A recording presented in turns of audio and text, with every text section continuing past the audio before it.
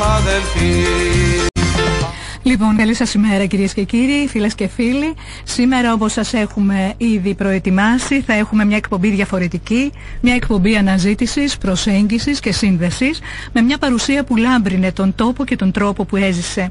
Για τον λόγο αυτό έχουμε τη μεγάλη ευκαιρία να συνομιλήσουμε με τον καθηγητή, συγγραφέα και ψυχολόγο, κύριο Μιχάλη Λεβέντη. Κύριε Λεβέντη, ευχαριστούμε για την χαρά και την τιμή που μας κάνετε και είστε σήμερα μαζί μας. Καλημέρα σας. Καλημέρα στους ακροατές σας. Εγώ ευχαριστώ πολύ. Αγαπητοί ακροατές, ο κ. Μιχάλης Λεβέντης γεννήθηκε στην Ελευσίνα, σπούδασε φιλολογία στην Αθήνα και ψυχολογία στο Παρίσι, έχει εκδώσει βιβλία ποίησης και πεζογραφίας και έχει υπάρξει επιμελητής εκδόσεων, έχει παραχωρήσει συνεντεύξεις στην κρατική και δημόσια τηλεόραση και ραδιόφωνα και εφημερίδες. Και πόση ευγνωμοσύνη αισθανόμαστε που είστε μαζί μας σήμερα στην εκπομπή μας, κ. Λεβέντη, για να μας φέρετε κοντά σε μια από τις αγιασμένες μορφές της εποχής μας, στην οσιακή μορφή του γέροντα Αμβροσίου Λάζαρη, πνευματικού της Ιεράς Μονής Δαδίου, της Ιεράς Μονής Παναγίας Γαβριώτισσας και χιλιάδων χριστιανών από όλα τα μέρη της Ελλάδος και όχι μόνο, ο οποίος αναχώρησε για τον αγαπημένο του Κύριο στις 2 Δεκεμβρίου του 2006, δηλαδή σε λίγες ημέρες έχουμε το μνημοσυνό του. Υποθέτω θα είστε εκεί, κύριε Λεβέντη, έτσι δεν είναι? Ασφαλώς. Πρώτα Θεός. Μακάρι να μπορούσαμε... Ναι, πρέπει να μιλάτε λίγο πιο δυνατά, να έχετε την καλοσύνη για να μπορούμε να σας ακούμε πιο κοντά στο ακουστικό και πιο δυνατά, αν είναι εύκολο, κύριε Λεβέντη. Γνωρίζετε, έχετε εμπειρία από αυτά. Ήθελα να πω ότι είναι ύψιστη τιμή να προσεγγίζει κανείς τέτοιες ιερές προσωπικότητες της εκκλησιαστικής μας ζωής, και εσείς το πράξατε αυτό για το μεγάλο αυτό γέροντα, τον ταπεινότατο, τον εκλεκτό και κλητό με θαυμαστό τρόπο, που υπήρξε εύζωνας στα ανάκτορα λόγω της ευρωστίας και του ιδιαίτερου κάλους του, πολέμησε, ήταν αγιορείτης, έκτισε την Παναγία, έμεινε με τον αδελφικό του φίλο Άγιο Πορφύριο και στη συνέχεια έγινε πνευματικός της Ιεράς Μονής Δαδίου. Κύριε Λεβέντη, εσείς αξιωθήκατε της επικοινωνίας και της ευλογίας με αγίους, με οσιακές μορφές. Πείτε μας, πότε γνωρίσατε τον γέροντα, με ποιες προϋποθέσεις αποφασίσατε να τον συναντήσετε και τι περιμένατε από αυτή τη συνάντηση, έχοντας ήδη στο ενεργητικό σας πολλές συναντήσεις με αγίους? Θέλω να πω, τι σας ενεργοποίησε περισσότερο σε αυτή τη γνωριμία? Μπαίνουμε κατευθείαν στα βαθιά, κυρία Τσακύρη. Λέω, ναι, δεν έχετε ανάγκη εσείς. Κοιτάξτε, εγώ συνάντησα για πρώτη φορά τον γέροντα Αμβρόσιο λίγο μετά το 2000. Υπάρχουν άνθρωποι βέβαια που τον γνώριζαν για δεκαετίες. Προσωπικά δεν έμαθα γι' αυτόν πάρα πολύ αργά. Αλλά κάποια στιγμή ήρθε στα αυτιά μου το όνομά του και τα απίστευτα που έλεγε και έκανε. Αυτή η πληροφόρηση είχε και συνέχεια, ερχόντουσαν οι μαρτυρίες για αυτόν όλο και πιο συχνά, οπότε αποφασίσαμε κι εμείς μια μεγάλη συντροφιά, περίπου 20 ανθρώπων, να τον επισκεφθούμε στο μοναστήρι. Λοιπόν, από αυτή τη συνάντηση δεν είχα προσδοκίες, δεν μπορούσα να έχω, δεν το γνώριζα. Δεν το γνώριζα προηγουμένως. Σωστά. Και από χαρακτήρα δεν θέλω να βιάζομαι στην κρίση μου για έναν άνθρωπο επηρεασμένος από άλλους. Προτιμώ δηλαδή να σχηματίζω μια γνώμη για κάποιον αφού τον έχω ο ίδιος συναντήσει. Και άρα αφού έχω μιλήσει μαζί του και έχει μιλήσει αυτό στην καρδιά μου, όπως έχει μιλήσει. Οφείλω όμως να πω ότι από αυτή την πρώτη συνάντηση κατάλαβα πως δεν είχα μπροστά μου διόλου έναν τυχαίο άνθρωπο. Θέλετε από το παρουσιαστικό του, θέλετε από το λόγο του και τον τρόπο του, έτσι. Θέλετε από το δέος που μας είχε καταλάβει όλους μπροστά του, ή από την ευλογία που εξέπεμπε και ο χώρος, ένας χώρος αγιασμένος από τόσες μορφές. Δεν ξέρω, εγώ πάντως έφυγα αλλιώς. Τη δεύτερη φορά που πήγα η αίσθηση ήταν η ίδια. Την τρίτη φορά, αυτή τη φορά με τη γυναίκα μου και τον 4χρονο τότε γιο μας, τότε καθώς μας έδωσε την ευλογία του και μας είπε όσα μας είπε από το κρεβάτι του, στο οποίο πλέον βρισκόταν μόνιμα, τότε ένιωσα περισσότερο από κάθε άλλη φορά την αγιότητά του. Οφείλω εδώ να πω ότι τα τελευταία 2,5 χρόνια της ζωής του ήταν κατάκητος. Ένιωσα λοιπόν την αγιότητά του, δηλαδή τι εννοούμε, την καθαρότητά του και την αγάπη του. Μας σκέπαζε, μας έλουζε, μας ζέστηνε την καρδιά και νιώθαμε ότι ενεργούσε σε κάθε μας κύτταρο. Έτσι το γνώρισα. Έτσι είχα την επαφή, την κύρια επαφή μαζί του. Να πούμε τώρα κάτι, κύριε Λεβέντη. Ένας χαρισματούχος γέροντας, ένας δηλαδή εν ζωή Άγιος, είναι κάτι ξεχωριστό, είναι μια εξαίρεση, ένα σημείο αμφιλεγόμενο και για τον κόσμο αλλά και για την εκκλησιαστική ζωή. Είδατε τι είπατε προηγουμένως, ότι ήθελα ιδίης όμαση. Ήθελα εγώ να το νιώσω, να το δω. Είναι ένα σημείο αμφιλεγόμενο όπως και να το κάνουμε. Το είδαμε και στο μεγάλο Άγιο Νεκτάριο. Τον βίωσαν και όσοι είναι κοντά στο γέροντα Αμβρόσιο. Λέω είναι, όχι ήταν μόνο. Στον πολύ ταπεινό γέροντα Αμβρόσιο. Εσείς έχετε σκιαγραφίσει τη ζωή του. Ποιος ήταν ο γέροντας Αμβρόσιος? Να πούμε έτσι λίγα περιγραφικά. Ναι. Να βάλουμε τίτλους, έτσι. Ο γέροντας Αμβρόσιος Λάζαρης γεννήθηκε το 1912 στα Λαζαράτα της Λευκάδας και ήταν το τέταρτο από τα 5 παιδιά της οικογένειας. Φτωχική οικογένεια, τότε οι περισσότεροι ήταν φτωχοί. Λοιπόν, και μεγάλωσε δουλεύοντας στα κτήματα γειτόνων για να μπορεί να συνεισφέρει στο οικογενειακό εισόδημα. Κάποια στιγμή έρχεται η ώρα για να υπηρετήσει. Και επειδή ήταν, όπως είπατε προηγουμένως σωστά, ευθυτενής και όμορφος, τον πήραν στους Ευζώνους. Εκεί υπηρέτησε για αρκετούς μήνες, τελείωσε τη στρατιωτική του θητεία και γύρισε στο χωριό του, στο νησί. Κάποια στιγμή, επειδή δεν είχε τι να κάνει, ήρθε στην Αθήνα. Με ένα θαυμαστό τρόπο που τα περιγράφουμε όλα αυτά στο βιβλίο, ο γέροντας, ενώ δεν ήξερε τίποτε πριν για το Άγιον Όρος, κατευθύνεται με την παρουσία ενός άλλου, αργότερα έλεγε πως ήταν ένας άγγελος, πηγαίνει στο Άγιον Όρος και εκεί εγκαταβιώνει τελικά για 25 χρόνια στην Ιερά Μονή Κουτλουμουσίου. Για 15 χρόνια, με συγχωρείτε. Από το 1935 μέχρι το 1950. Μετά τον βλέπουμε να φεύγει και να έρχεται στον κόσμο. Αφού έμεινε, είπαμε, 15 χρόνια, δεν είχε που να μείνει, συνέχιζε να ήταν φτωχός και αυτό διήρκεσε σε όλη τη διάρκεια της ζωής του, δεν τον ενδιέφερε το υλικό μέρος της ζωής, ίσα για να επιβιώνει. Επειδή δεν είχε που να μείνει και επειδή γνώριζε τον μετέπειτα Άγιο Πορφύριο, έμεινε στο σπίτι του για 6 μήνες. Και έλεγε μετά με θαυμασμό ότι δεν τον ξέρετε εσείς, παιδιά, τον Πορφύριο, δεν ξέρετε τι μπορούσε να κάνει με τις προσευχές του. Αυτός ο Άγιος Πορφύριος, του πρότεινε κάποια στιγμή να πάει ως πνευματικός στη Μονή Δαδίου, γιατί η γερόντισσα της Μονής, η μακαριστή Παρθενία, η οποία κοιμήθηκε το 2001, ζήτησε από τον φίλο της Άγιο Πορφύριο, ζήτησε κάποιον πνευματικό.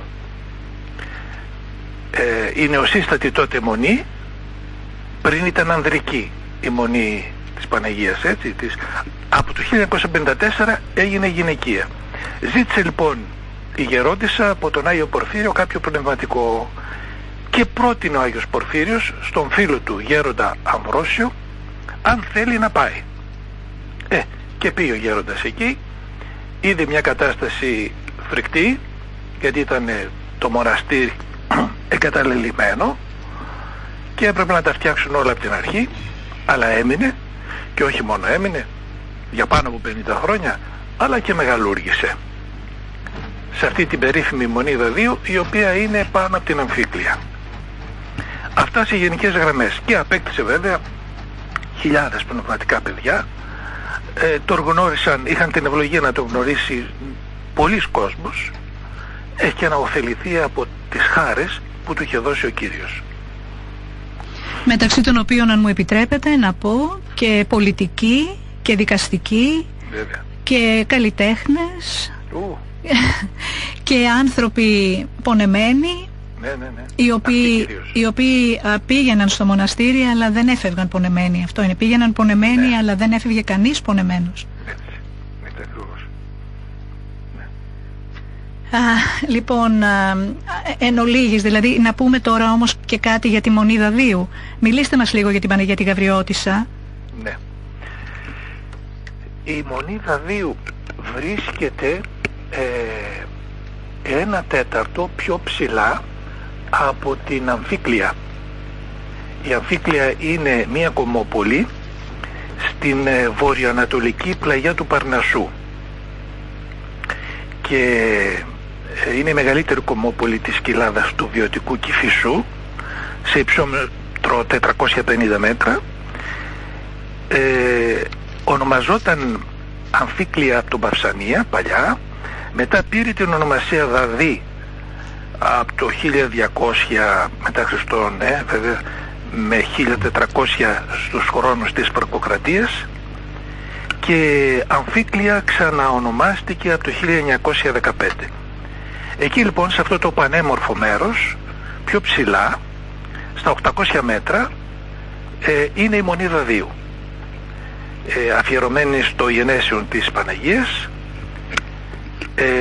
Είπαμε 1/4 περίπου και από την Αμφίκλεια, και είναι ένα μέρος χωμένο ολόκληρο σε πυκνό δάσος από πεύκα, κέδρα, βελανιδιές και γάβρους. Γάβροι είναι δέντρα, έτσι? Δέντρα, ναι. Δεν έχουν σχέση με τους Ολυμπιακούς καμία. Λοιπόν, και από εκεί πήρε το όνομα Γαβριώτισσα. Διότι η εικόνα βρέθηκε μέσα σε κάποιο δέντρο, νομίζω. Έτσι ακριβώς. Και με θαυμαστό τρόπο λοιπόν βρέθηκε εκεί. Η Παναγία η Γαβριώτισσα. Το μοναστήρι, σας είπα ότι πριν το 1954 ήταν ανδρικό. Εκεί ήταν και ένας σπουδαίος πνευματικός, ο Δημάκος, ο οποίος αργότερα, ο περίφημος ανυπόμονος του Άρη Βελουχιώτη. Ο γέροντας Γερμανός. Γερμανός Δημάκος, έτσι, ο οποίος αργότερα πήγε στο γνωστό σας μοναστήρι και ήταν ηγούμενος. Στο μοναστήρι της Παναγίας. Στην Αγάθωνος. Δεν πήγε μετά. Ακριβώς. Στο μοναστήρι, λοιπόν, στην Ιερά Μονή Αγάθωνος. Εκεί ήταν, εκεί όπου αγίασε και ασκήτευσε και έζησε ο μεγάλος Άγιος της Εκκλησίας μας, ο Γέροντας Βυσαρίων, ο Άγιος Βυσαρίων. Βέβαια και ο Γέροντας Αμβρόσιος, αν δεν κάνω λάθος, επειδή η Μονή ακριβώς έγινε γυναικεία, είναι εγγεγραμμένος στα ανδρώα της Μονής Αγάθωνος. Μάλιστα. Υπάρχει στενή σχέση. Βέβαια η Μονή Δαδίου ιστορικά, τώρα εσείς αναφέρετε όλα τα στοιχεία, η Μονή Δαδίου είναι ένα βυζαντινό μνημείο, έχει μεγάλη ιστορία, γνωρίζουμε. Μεγάλη ιστορία. Και είναι και καμένη, έτσι. Βέβαια, έχει υποστεί πολλές ταλαιπωρίες. Το καθολικό είναι του 18ου αιώνα, το καθολικό, έτσι, ο Κύριος Ναός. Αλλά από κάτω θα δει κανένας πιο παλιά μνημεία, πάει μέχρι τον 12ο αιώνα μετά Χριστόν. Λοιπόν, αυτό το μοναστήρι έπαιξε πολύ σημαντικό ρόλο και στη διάρκεια της Επανάστασης το 1821 και κατά την κατοχή, διότι στη διάρκεια της Επανάστασης ήταν ένα πέρασμα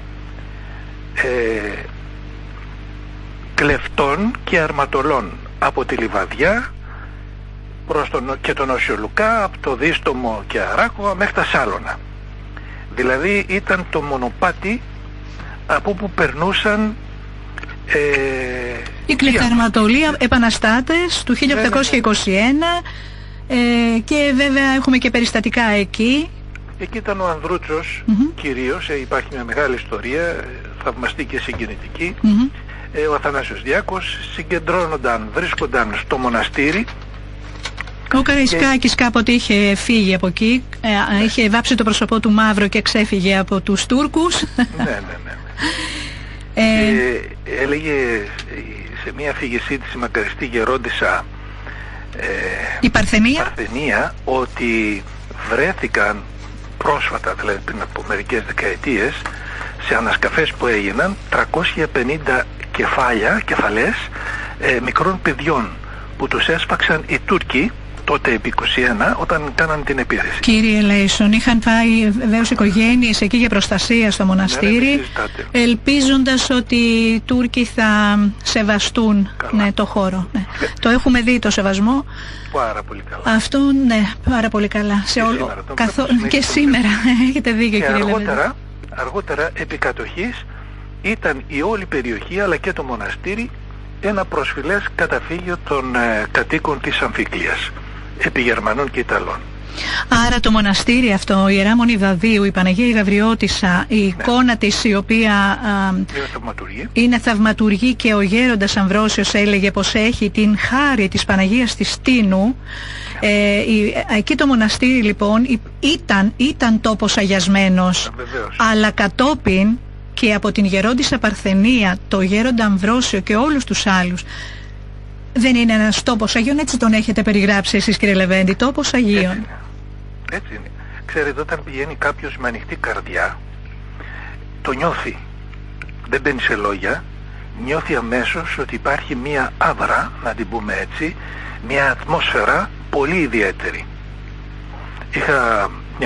έχω μια φίλη, η οποία όταν είχε πάει να προσευχηθεί, μαζί με μια άλλη συντροφιά που τους είχα πάρει και είχαμε πάει πριν από χρόνια, χωρίς να έχει ιδιαίτερη επαφή, πίστευε μεν και πιστεύει η γυναίκα, αλλά χωρίς να έχει ιδιαίτερη επαφή με το χώρο, το συγκεκριμένο χώρο, μου είπε μετά, μου λέει, εδώ είναι κάτι άλλο, κάτι πολύ ξεχωριστό. Και μάλιστα μέσα στην εκκλησία, μέσα στο ναό, αισθάνθηκε την παρουσία του γέροντα. Κάτι βέβαια που το έχουν αισθανθεί πολλοί. Όχι όλοι, δεν έχουν αισθανθεί μόνο, έχουν δει κιόλας, αν δεν κάνω λάθος, γι' αυτό θα ήθελα να σας ρωτήσω. Ποια είναι τα ιδιαίτερα πνευματικά χαρακτηριστικά αυτού του μεγάλου Αγίου? Εγώ βιάζομαι να τον πω Άγιο, αλλά στην συνείδηση του κόσμου είναι Άγιος ήδη. Ποια ήταν τα ιδιαίτερα πνευματικά χαρακτηριστικά του γέροντα Αμβροσίου και πώς εκδηλώνονταν μέσα από την εμπειρική προσέγγιση των προσώπων και τη δική σας? Εσείς αισθανθήκατε δυσκολίες στην κατανόηση αυτής της φωτισμένης παρουσίας, κύριε Λεβέντη? Καμία. Κοιτάξτε, τον γέροντα τον συνάντησα και τον έζησα, όπως σας είπα, μερικές μόνο φορές. Ναι.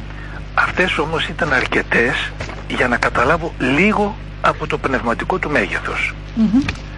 Ωστόσο άρχισα να τον γνωρίζω μέσα από τις αφηγήσεις των πνευματικών του παιδιών, οι οποίοι μου τον σκιαγράφησαν, μπορώ να πω, αρκετά ικανοποιητικά. Μετά ήρθαν τα βίντεο, οι φωτογραφίες, τα λόγια του, οπότε έφτασα κάποια στιγμή να πω, ναι, μπορώ να γράψω κάτι για αυτόν. Ασφαλώς δεν ήμουν άξιος, έτσι, για μια τέτοια αποστολή, είναι σίγουρο, και δεν θέλω να κοροϊδεύω τον εαυτό μου. Απλά το ότι επιλεγήκατε εσείς δεν ήταν τυχαίο. Θέλω να πω ότι εσείς επιλέξατε ή σας επέλεξε άραγε? Αυτό είναι ένα αμφίδρομο ερώτημα. Απλά θέλω να πω ποια ήταν τα ιδιαίτερα πνευματικά χαρακτηριστικά του γέροντα, δηλαδή πώς εκδηλωνόταν αυτό που λέμε η αγιότητά του. Να σας πω. Και μέσα από τις εμπειρικές προσεγγίσεις των προσώπων, βέβαια, τις οποίες έχετε καταγράψει. Νομίζω, καταρχήν να σας πω ότι νομίζω πως επέτρεψε ο γέροντας κάτι να γράψω για αυτόν. Η μακαριστή γερόντισσα Γαλήνη και ο επίσης μακαριστός επίσκοπος Θεότιδος Νικόλαος επέτρεψαν να φτιάξω ό,τι έφτιαξα, γιατί, να το πω και αυτό και νομίζω είναι σημαντικό, έβλεπαν ότι πρώτος εγώ χρειαζόμουν να ασχοληθώ μαζί του και να βοηθηθώ. Άλλωστε, θα συμπληρώσω εδώ ότι γνωρίζουμε ότι εστάλησαν τα έγγραφα της αγιοκατάταξης του γέροντα Αμβροσίου στο Πατριαρχείο. Ναι. Ωστόσο, αυτό όσο απαραίτητο κι αν είναι, επαναλαμβάνω ότι στη συνείδηση των ανθρώπων ο γέροντας είναι Άγιος και υπάρχουν και οι μαρτυρίες ζώσας παρουσίας. Αυτά τα βιβλία τα οποία έχετε συγγράψει 18 βιβλία, εκ των οποίων πόσα για το γέροντα, μιλήστε μας για τα βιβλία σας και για το πώς μέσα από εκεί έχει καταγραφεί αυτή η εκδήλωση των πνευματικών χαρακτηριστικών του. Κοιτάξτε, το βασικό βιβλίο για τον πατέρα Αμβρόσιο είναι αυτό που φάνηκε από τις εκδόσεις Άρθος του κυρίου Σταμούλη και ήδη κάνει τη δεύτερη έκδοσή του. Εννοείται το τρίτο κατά σειράν? Κοιτάξτε, το συγκεκριμένο έργο περιλαμβάνει τους δύο πρώτους τόμους, οι οποίοι είχαν βγει παλαιότερα. Ο ένας το 2008, 2 χρόνια μετά την κοίμηση του Γέροντα, και ο άλλος το 2011. Βέβαια η παρουσίαση όλων αυτών τώρα με το καινούργιο βιβλίο, όπως μου έχετε πει και εσείς στο παρελθόν, σας αρέσει ιδιαίτερα και είναι κάτι εντελώς ξεχωριστό. Είναι αλήθεια ότι είναι τρίτο βιβλίο. Μπορεί να περιλαμβάνει τα 2 πρώτα, αλλά ειλικρινά, κύριε Λεβέντη, είναι πολύ διαφορετικό. Δεν ξέρω τι έχετε κάνει εκεί. Είναι πραγματικά εξαιρετικό, και κυρίως ως προς το πνευματικό περιεχόμενο και ως προς την χάρη την οποία εκπέμπει, ως προς τη γνώση δηλαδή την οποία αποκτά κάποιος διαβάζοντάς το, για αυτή την μεγάλη μορφή που είχαμε την ευλογία να έχουμε εδώ κοντά μας. Γιατί κοντά μας είναι ο Παρνασσός, βεβαίως είμαστε και εμείς από την άλλη πλευρά, και η Μονιδαδίου.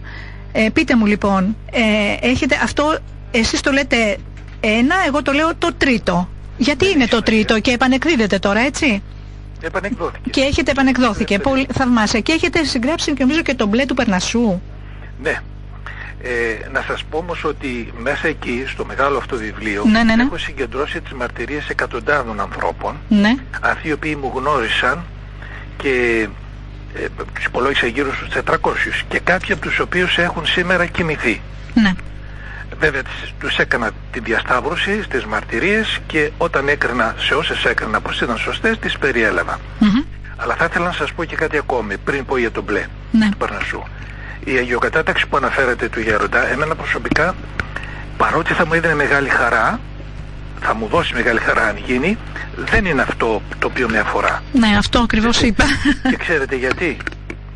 Διότι υπάρχουν πάρα πολλοί Άγιοι οι οποίοι μένουν στην αφάνεια και τους γνωρίζει μόνο ο Θεός. Έτσι.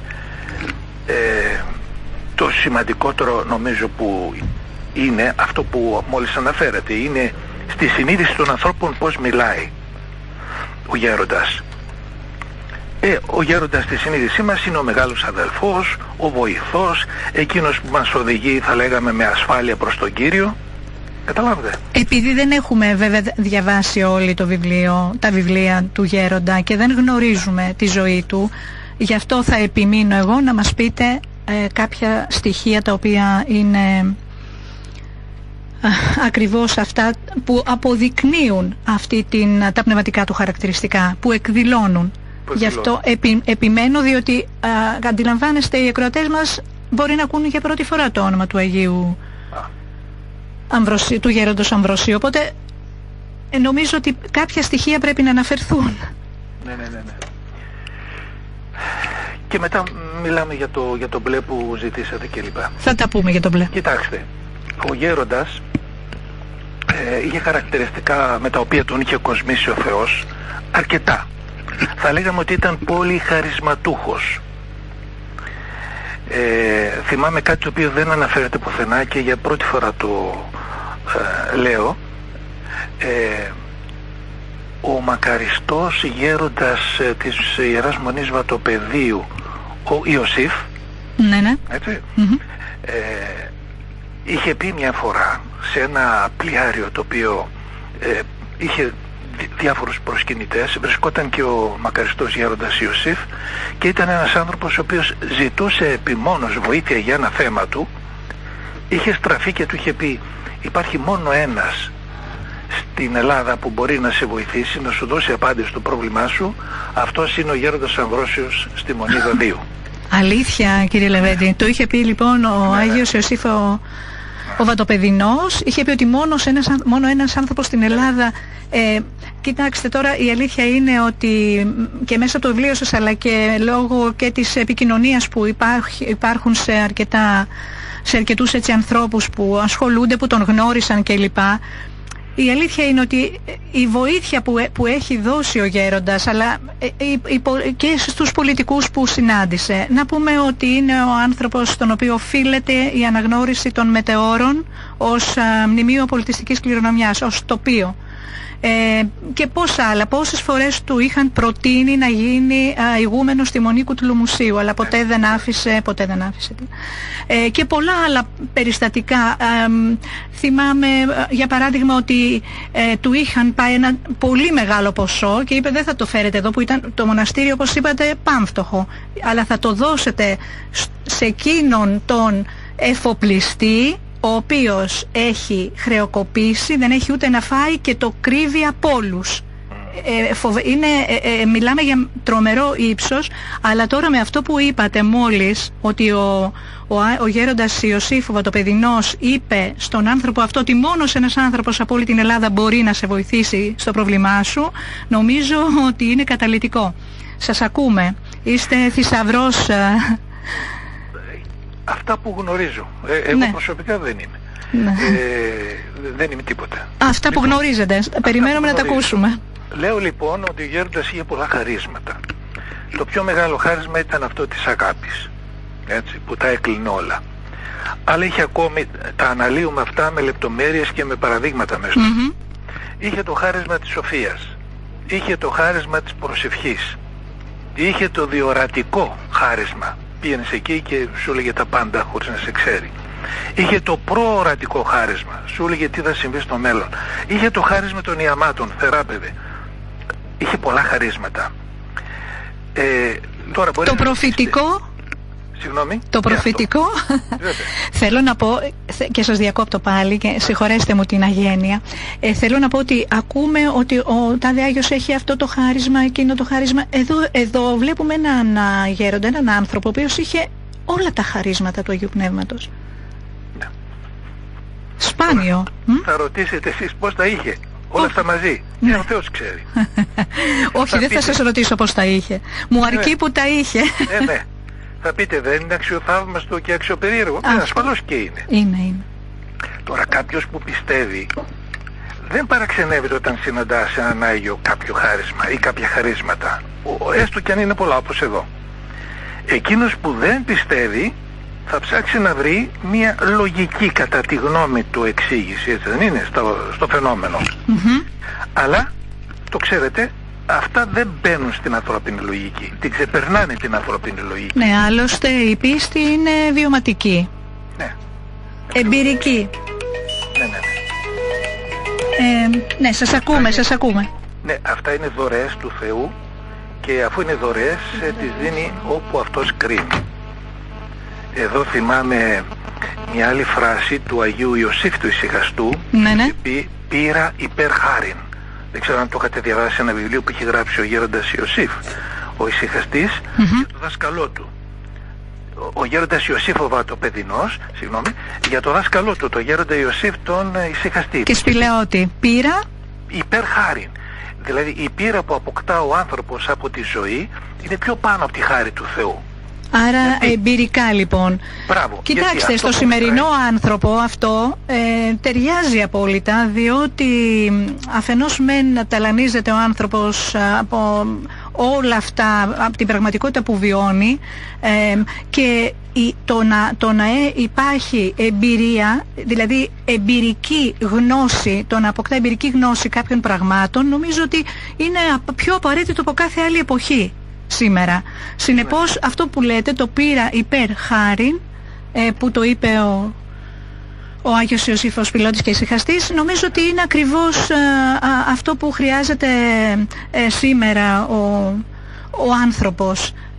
Βέβαια, όπως αντιλαμβάνεστε, είναι δύσκολο και αυτό. Είναι δύσκολο. Θα πρέπει να ψάξει ο άνθρωπος, θα πρέπει να αναζητήσει ο ίδιος. Γιατί έτσι, όπως είναι η κατάσταση, δεν είναι πολύ βοηθητική για τους ανθρώπους σήμερα. Ναι. Πείτε μας λοιπόν αυτή τη ζώσα παρουσία. Τι είπατε? Πείτε μας για αυτή τη ζώσα παρουσία. Για αυτή τη ζώσα παρουσία. Μετά από το μπλε του Παρνασσού, μετά από το βιβλίο του Γέροντα, έχω γράψει και άλλα 2 βιβλία. Ναι. Σχετικά με το Γέροντα. Είναι με μικρά κείμενα που περιλαμβάνουν μέσα διάφορα περιστατικά, τα οποία δεν έχουμε στο μεγάλο βιβλίο γιατί ήρθαν αργότερα. Ναι. Και επιπλέον γιατί δεν ήθελα, ξέρετε, να προκαταβάλω τους ανθρώπους σχετικά με την γεωκατάταξη του Γέροντα. Δεν με ενδιαφέρει αυτό. Στο πρώτο βιβλίο που βγάλαμε και που έκανε το BAM, αυτό το μεγάλο για το οποίο μιλάμε, λέμε τα βασικά τα οποία ξέρουμε. Αργότερα ήρθαν κι άλλα θαυμαστά. Ας πούμε στο μπλε του Παρνασσού που έχω γράψει, και ένα μεγάλο κεφάλαιο αναφέρεται στο Γέροντα, μιλάω σε ένα σημείο για την παρουσία του γέροντα εν σώματι 1 χρόνο μετά την κοίμησή του. Δηλαδή ο γέροντας Αμβρόσιος κοιμήθηκε το 2006. 1 χρόνο μετά, το 2007, εμφανίστηκε ολοζώντανος εδώ στην Ελευσίνα, στον Άγιο Γεώργιο που είναι η Μητρόπολη, και την ώρα της Θείας Κοινωνίας μία γυναίκα τον είδε, μάλιστα τον περιγράφει πώς ακριβώς τον είδε, πώς ήταν, ένα μπλε φως να τον τριγυρίζει, πάνω από αυτό το μπλε ένα τεράστιο λευκό, της έτεινε το χέρι, αυτή το έπιασε το χέρι, το φίλησε, κοινώνησε και βγήκε έξω. Και όχι μόνο αυτό, αλλά από κάτω από το εκκλησίασμα μια άλλη γυναίκα που δεν της δίναν σημασία, και καλά οι ντόπιοι εδώ γιατί ήταν περιθωριακοί να πούμε, τους είδε και το επιβεβαίωσε μετά από 2 μέρες στην κυρία Αργυρό Ορφανουδάκη, η οποία του φίλησε το χέρι, και της λέει, δεν μου λέτε κυρία Αργυρό, αυτός ο παππούς που του φιλήσατε το χέρι, ο γέροντας που δεν τον είχα ξαναδεί, δικό σας είναι, εσείς τον φέρατε?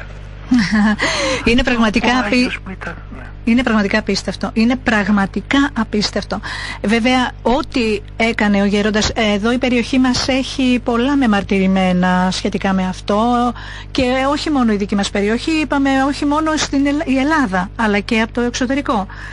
Και πάρα πολλοί άνθρωποι έχουν βιώσει το θαύμα.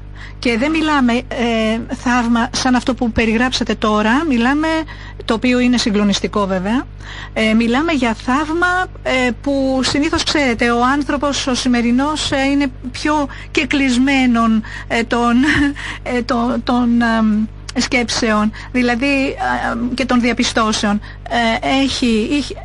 Πάει ένας άνθρωπος με καρκίνο, γονάτισε στο γέροντα, του είπε σήκω θα γίνεις καλά, έφυγε καλά. Ένα παιδί που είχε σχέση με τα ναρκωτικά το πήγε ο πατέρας του στο γέροντα, το σταύρωσε ο γέροντας, του είπε παιδί μου, δεν ξέρω τι του είπε, βγήκε από το κελί θεραπευμένο. Δηλαδή πράγματα πολύ τρανταχτά. Ένα παλικάρι παράλυτο, εντελώς παράλυτο, τον έβαλε στην εκκλησία, έκανε την προσευχή του και βγήκε έξω κρατώντας, όπως ο του Ευαγγελίου, παραλυτικός, το κρεβάτι του. Πολύ συγκλονιστικά πράγματα αυτά. Είναι εκτός επίπεδου γνώσεως και αντιλήψεως, τα οποία κατά κόρον βέβαια αναφέρονται και μέσα στα βιβλία σας, και τα οποία κατά κόρον έχουν ζήσει και πάρα πολλοί άνθρωποι, και ίσως και κάποιοι από αυτούς να μας ακούνε τώρα βέβαια. Ήθελα να ρωτήσω, κύριε Λεβέντη, σήμερα συντρέχουν οι προϋποθέσεις ώστε το προφητικό χάρισμα του γέροντα να βρει αποδέκτες και από τον υπεράσπιστο άνθρωπο, τον κοσμικό άνθρωπο που δέχεται επίθεση στην ίδια την υπόστασή του ως πρόσωπο? Συντρέχουν οι προϋποθέσεις στο προφητικό χάρισμα του γέροντα, γιατί δεν παραβλέπουμε αυτά τα οποία ακούμε από τη φωνή του. Δεν είναι έτσι? Βέβαια. Πριν σας δώσω, ισχύει αυτό που λέτε, ναι. Πριν σας δώσω έτσι μια απάντηση που μου έρχεται τώρα, να πω κάτι για ένα βιβλίο που έχω γράψει και αναφέρεται σε κάποιο γνωστό μας, ο οποίος μας ακούει, περίμενε, φυσικά, να μας ακούσει, ο Θανάσης από τα Τρίκαλα. Ο κύριος Θανάσης, ναι, από Βασιλείου. Ναι. Λοιπόν, σε ένα βιβλίο που έχω γράψει και έχει τίτλο «Των ορατών και των αοράτων», ναι. Αυτό είναι από τις εκδόσεις Αρχοταρική, μιλάω για περιστατικό θαυμαστό, δεν θα σας το πω, που έχει συμβεί στον φίλο μας Θανάση από τα Τρίκαλα. Λοιπόν, πάμε στην ερώτηση. Δεν θα το πείτε το περιστατικό? Περιμένουμε να το ακούσουμε. Όχι, καλύτερα να το διαβάσετε. Ξέρω ότι ο Θανάσης...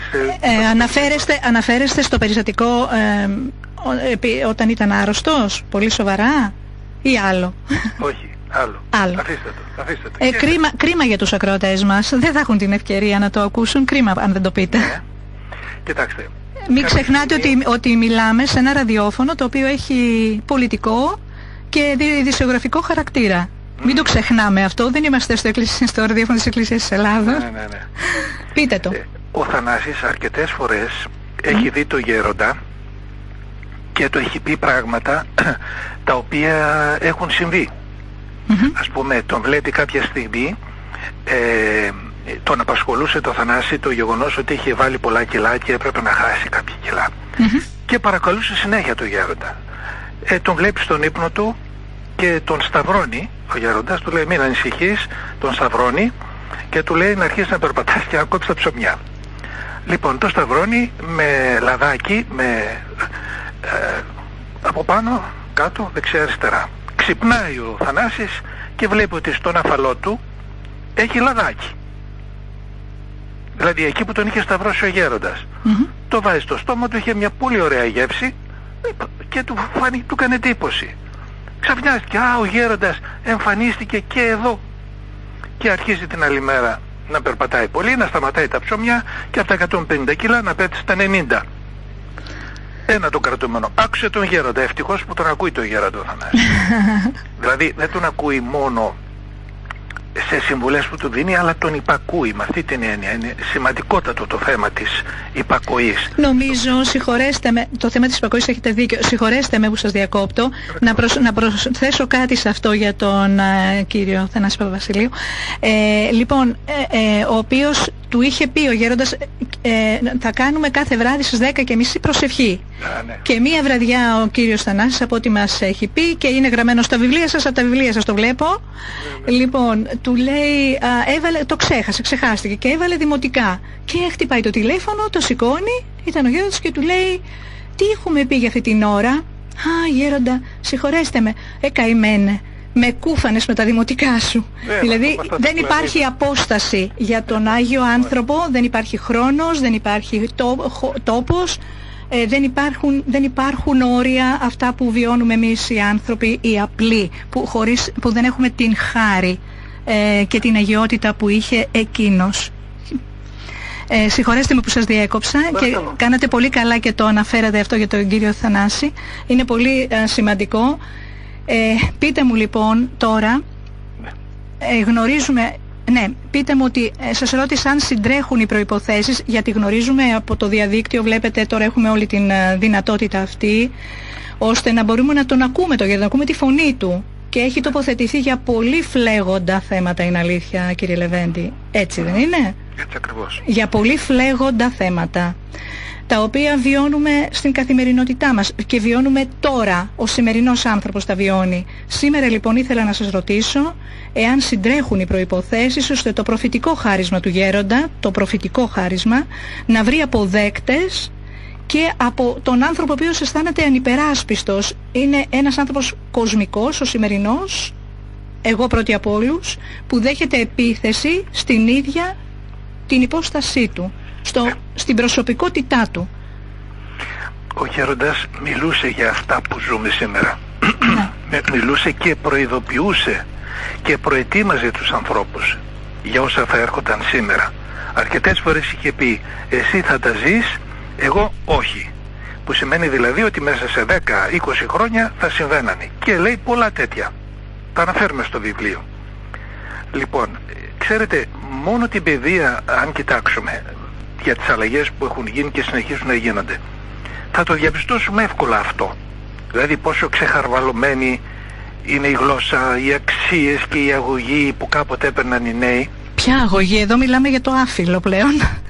Με το πρόσχημα της προοδευτικότητας, εισαγωγικά, έχουν μπει αυτές οι ιδέες που λέτε τώρα. Οι απαράδεκτες, οι απίστευτα ανόητες, οι οποίες αποπροσανατολίζουν τα παιδιά. Τους κάνουν τεράστιο κακό.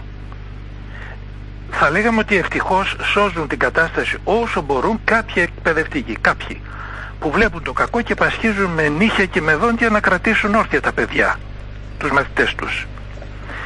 Θυμάμαι, ο γέροντας έλεγε, τουλάχιστον σε έναν εκπαιδευτικό, ότι οι δάσκαλοι πρέπει να μιλούν στα παιδιά για Θεό. Πρέπει. Διότι οι κρατούντες δεν πιστεύουν και δεν ενδιαφέρονται για την πνευματική ζωή των Ελλήνων. Δηλαδή, θα λέγαμε σαν συνέχεια αυτών που μόλις αναφέρατε κυρία Τσακύρη, ότι χρειάζονται αγωνιστές, όπως αγωνιστής ήταν ο γέροντας, οι οποίοι να δίνουν μαρτυρία για την αλήθεια και να μην νοιάζονται μόνο για το μισθό τους. Έτσι. Θα μου πείτε, δεν πρέπει να αγωνίζονται για το μισθό τους? Ασφαλώς, αλλά όχι μόνο αυτό. Προσωπικά έχω υπηρετήσει 35 χρόνια στη μέση εκπαίδευση και γνωρίζω πως έχουν τα πράγματα και πονάω τους συναδέλφους μου, τους μαθητές μας για τις συνθήκες που ζουν. Να σας πω κάτι που είχα ζήσει στο Παρίσι. Ασφαλώς. Λοιπόν, εκεί σπούδασα μεταξύ του 1980 ή του 1985 ψυχολογία και είχα την τύχη να γνωρίσω έναν σπουδαίο Νότιο Βιετναμέζο καθηγητή, τον αείμνηστο Τραν Τόγκ. Τον αναφέρω επίτηδες εις μνήμην. Λοιπόν, και μας έλεγε, θυμάμαι ο άνθρωπος αυτός, πως το σχολείο, μένω στην εκπαίδευση γιατί από εκεί προέρχομαι και είναι ένας σοβαρός λόγος, έτσι, τον οποίο πρέπει να θίξουμε, να φύγουμε συνέχεια, γιατί εδώ χωλένουμε οι Έλληνες στην εκπαίδευση. Έλεγε λοιπόν πως το σχολείο μπορεί να αποτελέσει για τα παιδιά μια δεύτερη ευκαιρία. Για όσους ξέρουν γαλλικά, une deuxième chance. Μια δεύτερη ευκαιρία και να σωθούν, εφόσον η πρώτη ευκαιρία που είχαν, δηλαδή η οικογένεια από την οποία προέρχονταν, αποτύχανε. Έτσι. Τώρα βέβαια το να το λέμε αυτό σήμερα καταλαβαίνετε. Παλιά ο δάσκαλος, και πριν από λίγο καιρό ακόμη, ο εκπαιδευτικός, ο δάσκαλος, ο καθηγητής, ο πανεπιστημιακός καθηγητής ήταν πρόσωπο έμπνευσης, πρότυπο. Τώρα πια δεν ξέρω, όχι ότι τώρα πια είναι ευθύνη του καθενός προσωπικά το τι είναι. Έχουμε καταλήξει σε αυτό, διότι δεν υπάρχει κανένα βοηθητικό στοιχείο, μα κανένα βοηθητικό στοιχείο. Αυτό είναι το πολύ σημαντικό. Όμως ο γέροντας, όπως πολύ σωστά είπατε κύριε Λεβέντη, τα είχε όλα περιγράψει λεπτομερώς, τι θα γίνει, πώς θα γίνει, είχε δώσει οδηγίες, μέχρι εδώ, εκεί δεν θα πάτε, εκεί θα πάτε, όποιος θέλει, όποιος τις υπερβεί, όποιος πάει, υπερβεί τα εσκαμμένα. Είχε δώσει σαφείς οδηγίες και υπάρχει ευτυχώς δια της φωνής του, δια του λόγου του, του ιδίου, από το ίδιο το στόμα του, με την φωνή του υπάρχει βίντεο, στο οποίο υπάρχουν βίντεο πολλά, στο οποίο αναφέρονται ακριβώς αυτά. Άρα λοιπόν εσείς λέτε ότι πράγματι όποιος θέλει να ακούσει ακούει και υπάρχει δυνατότητα να βρει αποδέκτες, νομίζω βρίσκει. Εσείς είστε άνθρωπος εκπαίδευσης και ήδη έχει βρει. Να ρωτήσω, ποιος ήταν ο σκοπός της ζωής του γέροντα και τι είναι αυτό που μετέδωσε στον κόσμο? Ποιος ήταν ο σκοπός του? Νομίζω πως ήταν να στρέψει, ευθέως σας το λέω αμέσως, να στρέψει τους ανθρώπους προς τον Χριστό. Έτσι, αυτό ήταν το βασικό. Να τους οθήσει να μην μένουν κολλημένοι, απορροφημένοι από τα υλικά. Άρα να τους νοιάζει πρώτα και κύρια η άλλη ζωή. Μια που θεωρούσε, και βέβαια έχει απόλυτο δίκιο, ποιος το αμφισβητεί, πως εδώ είμαστε παροικοί, προσωρινοί. Ο γέροντας Αμβρόσιος γνώριζε από την πλούσια εμπειρία του ποια είναι η αληθινή ζωή ή πού είναι η αληθινή ζωή. Και επειδή αγαπούσε πολύ τους ανθρώπους, ήθελε να τους τη γνωρίσει. Δηλαδή, και εδώ είναι το σημαντικό των ταπεινών ανθρώπων Αγίων, δεν του έφτανε ότι ο ίδιος έβλεπε με τα χαρίσματα που του είχαν δοθεί το νόημα της ζωής, αλλά επιζητούσε να το μεταδώσει και στους άλλους. Και επειδή επιζητούσε να το μεταδώσει με όσο πιο απλό τρόπο γινόταν, γιατί ο ίδιος ήταν απλούς, ήθελε να το μοιραστεί. Και μια που ήταν ευγνώμων για τις δωρεές του Αγίου Πνεύματος, ήξερε πως τίποτε δεν ήταν δικό του, οπότε μοίραζε απλόχερα εκείνα που ο Θεός του έδινε. Πάρα πολλοί άνθρωποι βέβαια δεν είμαστε ευγνώμονες, αυτό είναι άσχημο. Να σας πω και κάτι, κυρία Τσακύρη. Θεωρώ ότι ο γέροντας Αμβρόσιος ήταν ένας απεσταλμένος, με κεφαλαίο το α. Δηλαδή, ο Θεός από την απέραντη αγάπη του προς όσα δημιούργησε, άρα και προς τους ανθρώπους, νομίζω ότι στέλνει κατά καιρούς μεγάλες πνευματικές μορφές για να ξυπνήσουν τους πολλούς που για διάφορους λόγους μένουν σε αυτόν τον πλανήτη κοιμισμένοι, χωρίς να ξέρουν τι τους γίνεται, χωρίς να ξέρουν ποιος είναι ο προορισμός τους. Τέλος πάντων, αυτό δεν είναι της ώρας να το αναλύσουμε. νομίζω ότι θα συμφωνήσετε μαζί μου ότι οι άνθρωποι κοιμόμαστε με ανοιχτά τα μάτια. Το υπογραμμίζω αυτό. Κοιμόμαστε με ανοιχτά τα μάτια. Πάμε και ερχόμαστε χωρίς ουσιαστικό νόημα. Θα μου πείτε, αρκετοί βρίσκουν ένα νόημα. Τι λέτε, κύριε Λεβέντη? Αλλά αυτό το νόημα όμως να είναι επικίνδυνο και μεγάλης ανοησίας, μην πω τρέλας. Τι θα πείτε για τους πολέμους? Ότι δεν έχουν νόημα, στόχο οι άνθρωποι που τους κάνουν? Ναι, αλλά επιτρέπεται να τους κάνουν. Δεν νοιάζονται για τα συμφέροντα των λίγων. Και σκοτώνονται άδικα τόσοι νέοι άνθρωποι. Κοιτάξτε τον πόλεμο και παιδάκια, και στη Γάζα, κοιτάξτε στην Ουκρανία, κοιτάξτε στο δεύτερο παγκόσμιο πόλεμο, παντού. Δηλαδή, τα πάθη και οι διαστροφές ημών των ανθρώπων μας οδηγούν, λυπάμαι που το λέω, αλλά δεν είναι δικό μου, το έχω ακούσει, το έχω διαβάσει και συμφωνούμε όλοι σε αυτό, μας οδηγούν να φερόμαστε χειρότερα και από τα ζώα. Πολύ χειρότερα. Μην χαρακτηρίζετε τα ζώα από τις ανθρώπινες συμπεριφορές. Άκουγα μία συνέντευξη που είχε δώσει στον κύριο Σαχίνη ο κύριος Καφάτος, που έλεγε ότι, κι άλλος ένας που δεν τον θυμάμαι τώρα, ένας αστροφυσικός, ο κύριος Δανέζης, που έλεγαν ότι οι δεινόσαυροι φαίνονται πιο έξυπνοι από εμάς, γιατί μπόρεσαν και έζησαν πολύ περισσότερο από ότι εμείς. Εμείς ετοιμαζόμαστε να καταστραφούμε όλοι. Είναι αυτή η προσωπική ασυνάντηση που έλεγε ο Γέροντας και πάντοτε είχε σαν αναφορά τον αναστημένο Ιησού. Μέσα από τα βιβλία σας τα έχουμε διαβάσει αυτά. Εκείνο που με εντυπωσίασε περισσότερο από όλα, γιατί έχει να κάνει με την ίδια την... και πόσο σας ευχαριστούμε που μας τον μάθατε και μας τον διδάξατε τον Γέροντα, κύριε Λεβέντη. Έχει να κάνει με την ίδια την ψυχολογία, την ψυχική μορφή του κάθε ενός μας. Είναι αυτό που του είχε συμβεί στο Άγιον Όρος όταν πρωτοπήγε, που δεν ήξερε καν τι είναι το Άγιον Όρος, δεν ήξερε καν τι είναι ο Άθωνας, τι είναι μοναχισμός, τίποτα, τόσο αγνός, τόσο... και δεν ήξερε να διαβάζει, συλλάβιζε, αν και ο πατέρας του ήταν διδάσκαλος, δεν ήταν? Ναι. Αλλά αναγκάστηκε να εργαστεί από πολύ μικρός, όπως είπατε, στα κτήματα, να συνεισφέρει στην οικογένειά του.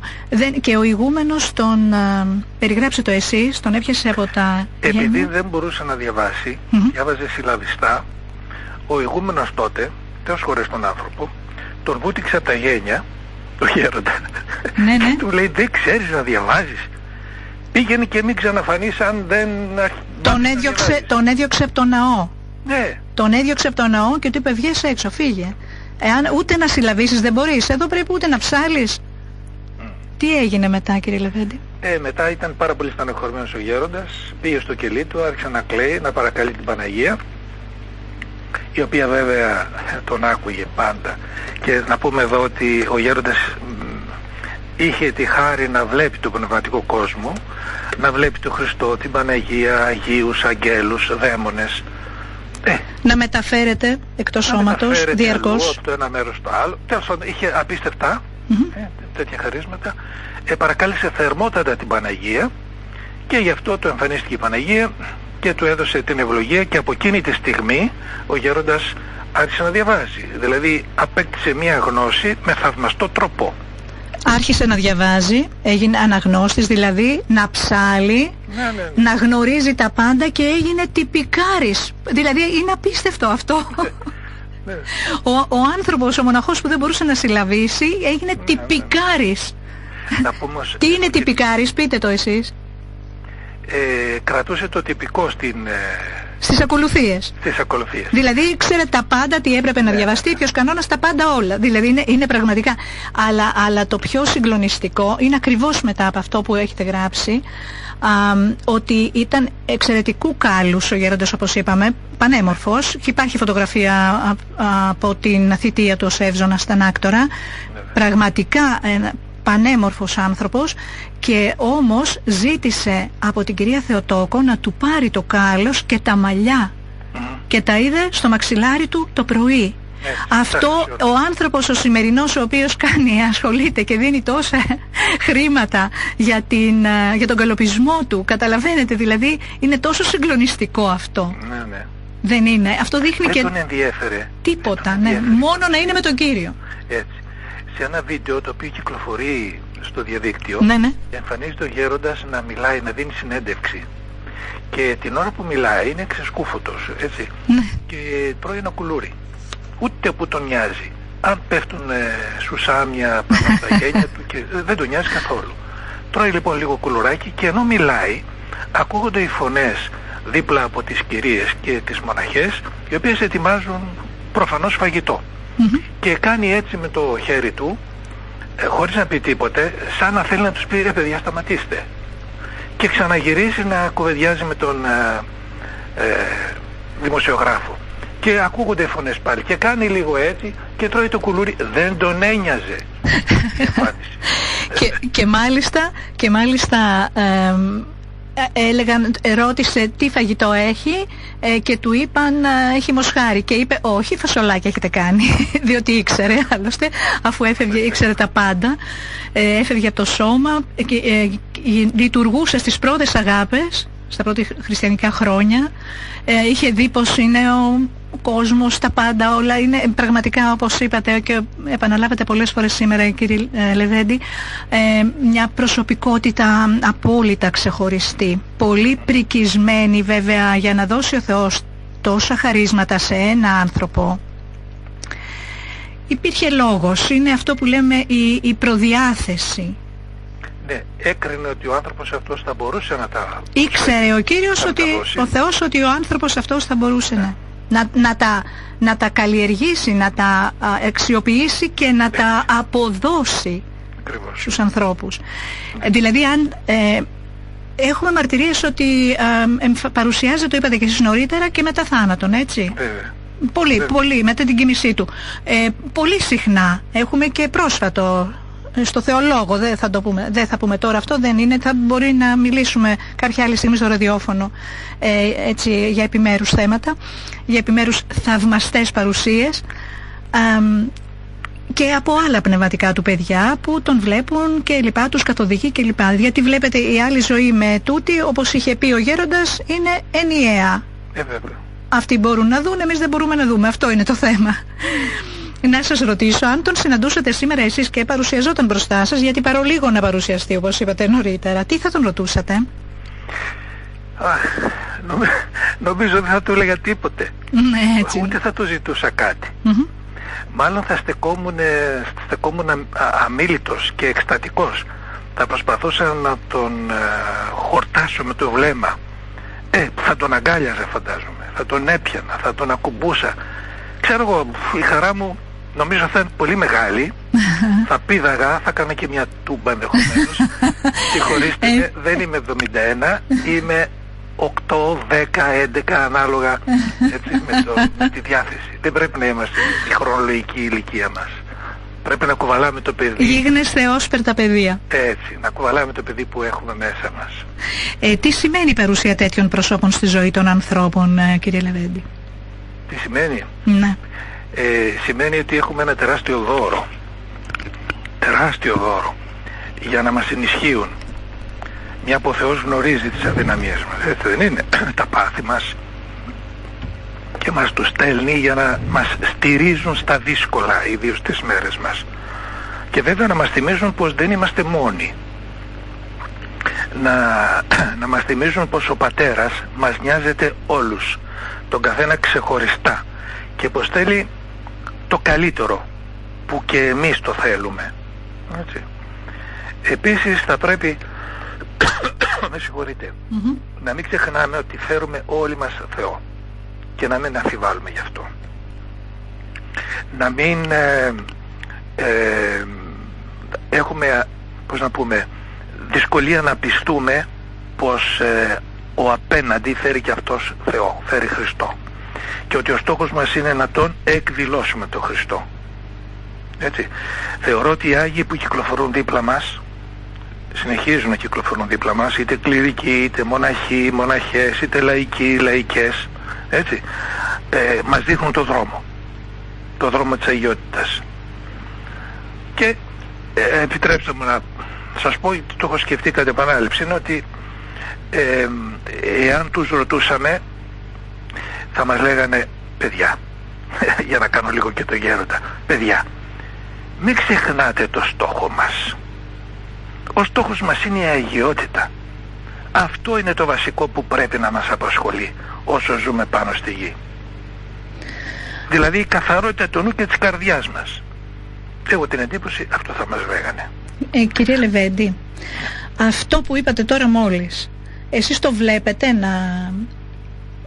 να υφίσταται, δηλαδή το αναγνωρίζετε, το αναγνωρίζετε στην πλειονότητα των ανθρώπων? Να νοιάζονται για την αγιότητα? Ναι. Όχι. Όχι. Οι άνθρωποι νοιάζονται για τα εφήμερα αγαθά. Πώς θα φάνε, πώς θα πιούν, πώς θα διασκεδάσουν, πώς θα κάνουν κουτσομπολιό, πώς θα ρίξουν τον άλλο, τέτοια πράγματα. Όχι, δεν το βλέπω. Άρα δώστε μας ένα ελπιδοφόρο μήνυμα όμως από την Αγία και μοναδική αυτή προσωπικότητα για να ολοκληρώσουμε την κουβέντα μας σιγά σιγά. Μάλιστα. Θα έλεγα ότι το πιο ελπιδοφόρο μήνυμα που θα μπορούσαμε να έχουμε από τον Γέροντα Ανδρόσιο είναι αυτό που συναντάμε σε όλους τους Αγίους. Ότι δηλαδή ήταν αγωνιστής. Ότι ήταν άφοβος και θαραλέος.